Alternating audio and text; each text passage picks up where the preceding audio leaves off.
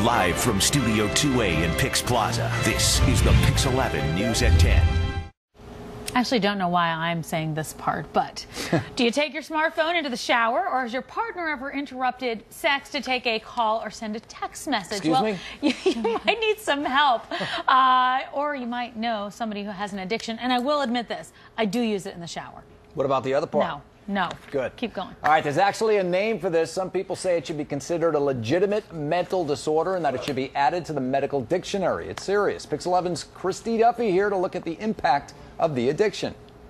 John and Tamsin, researchers are calling this nomophobia, some saying that addiction to our smartphones is growing at an astonishing pace, and yes, rehab for it does already exist. Now, research shows that some are showering with their smartphone, like Tamsin. Some admit to using them while going to the bathroom, and even worse, while having sex.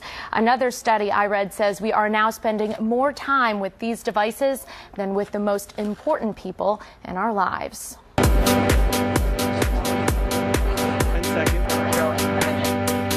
How much would you say you use your smartphone in a given day? All day. I have to charge it like 3 times a day. How many hours a day? Way too much. 2 hours, 3 hours? 2, 3? Hourly. It's probably several hours a day. I mean, let's think. I'm on the pot like 4 times a day, so there's like 10 minutes in there.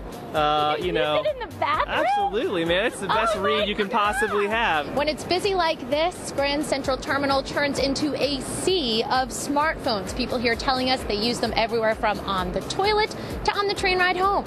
All day playing the games. On not one, but 2 smartphones, he might add. What do you need 2 smartphones for? Got this one. And I got this one. That's not a smartphone, that's a computer. Where's the strangest place you've seen somebody use their smartphone? On the toilet.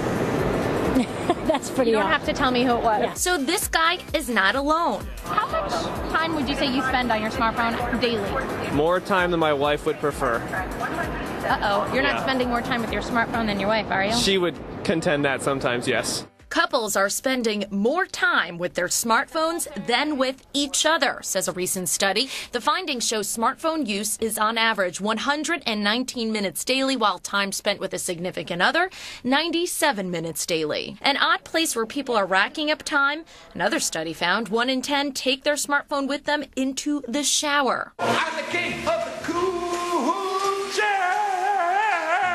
While 1 in 5 young adults admit they picked up their smartphone while having sex.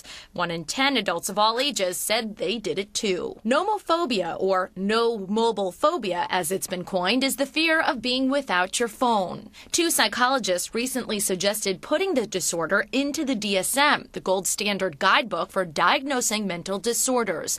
Psychologists say signs of it include frequent checking, using your phone in inappropriate places, having more than one, or carrying a charger and constantly checking the phone's battery life. Basic treatment is being developed. A California rehab may be the first in the country offering group therapy for it. To kick the tap and swipe habit, a team of young entrepreneurs came up with a decoy. The No Phone, as they call it, looks like a smartphone, but it's pure plastic. A Kickstarter campaign to support this idea raised nearly 4 times the amount of money they set out for. They're now officially in business and have sold thousands of these things. It costs more for the fake selfie mirror. You know, when you have the No Phone in your pocket, you pull it out, you try to use it. It doesn't work. It's a piece of plastic.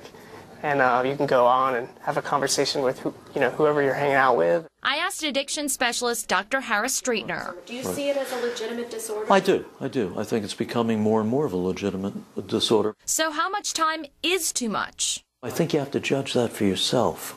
I think a better question is to ask yourself, how long do you want to let a gadget interrupt your current moment?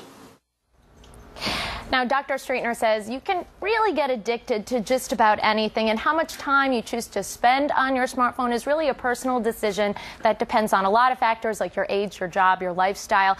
I will say that after doing all the research I had to do for this story, it made me want to find out exactly how much time I'm spending on my 2 phones, one for work and one is personal. So I downloaded an app for that and tracked my use for a week, and I am embarrassed to say that my most shameful day of smartphone use, Friday the 13th, when I used my phone for a record 6.5 hours. Now, I've been asking people on social media to track their time and send it in to us. You can post it on our Facebook page. And Tamsin, I know you've been tracking your smartphone usage. So what's the damage? I got to tell you, I'm pretty proud after I heard 6.5 hours. My worst was 261 minutes. But I like this because this is a Moment app, and Christy told me to download this last week. It tells you how many times you've picked it up, basically picked up your email. How and many looked. did you pick it up? So 73 times that day. I picked up my About phone 4 and hours, checked my 73 email. times. Yeah. Wow.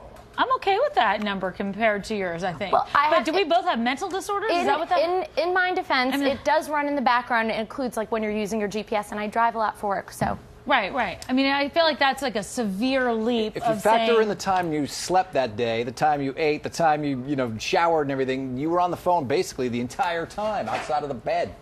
Who, 6 me? hours, 4 hours. Oh, yeah, she was. Yeah, I was 107. Okay, so like it's an hour and a half. That's we're skipping the intervention. We're just sending you right to recovery.